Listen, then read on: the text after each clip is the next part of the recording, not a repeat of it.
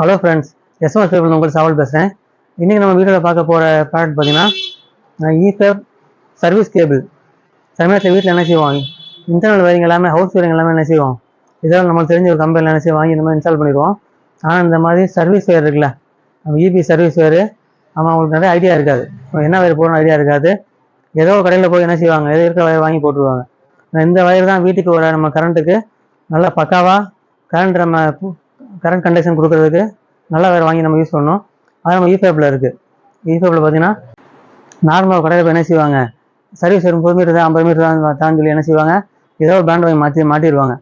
கடைசியில் 2 வருஷம் கழிச்சு பார்த்தீங்கன்னாக்கா உள்ளே நம்ம வீட்டுக்கு இன்புட் வர வயர் பார்த்தீங்கன்னா அது கரைஞ்சி போயிடும், இல்லைனாக்கா என்ன செய்வோம், பழுப்பாயிடும், சரியாக கரண்ட் வராது. அப்புறம் திருப்பி ஒரு எலக்ட்ரிஷனை கூப்பிட்டு அவர் 2000 3000 சர்வீஸ் சார்ஜ் கேட்டு அப்புறம் என்ன செய்வாங்க, மாற்றுவாங்க. இந்த வயரில் அப்படிலாம் வராது, ஏன்னா பியூர் காப்பர் கண்டக்ட் தான்.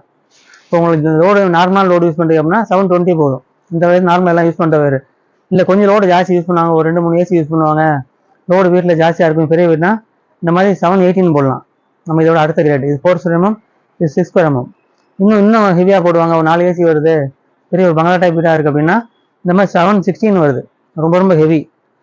உள்ள பார்த்தீங்கன்னா தெரியும் உங்களுக்கு, நல்லா இவ்வளோ கணத்தில் நல்லா ஒரு 1/2 கணத்தில் இருக்கும், நம்ம அந்த மாதிரி கனமாக இருக்கும்.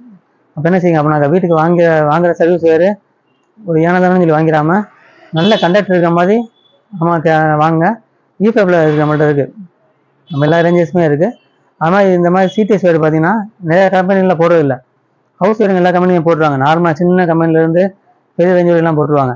இந்த மாதிரி சிடிஎஸ் வேறு மட்டும் ரொம்ப அது என்ன செய்யணும், பக்காவாக கரெக்டாக பண்ணணும். அது மாதிரி இன்சுலேஷன்னா 2 இன்சுலேஷன் இருக்கணும், ஏன்னா வெயிலே கிடக்கிறது சீக்கிரம் என்ன ஆகிடக்கூடாது, மழை தண்ணி கிடக்கிறது சீக்கிரம், பிளாஸ்டிக்கும் இது உறிஞ்சி வந்துடக்கூடாது, காப்பரும் மோசமாகிடக்கூடாது. அது மாதிரி நல்லா வேறு பார்த்து யூஸ் பண்ண வாங்க.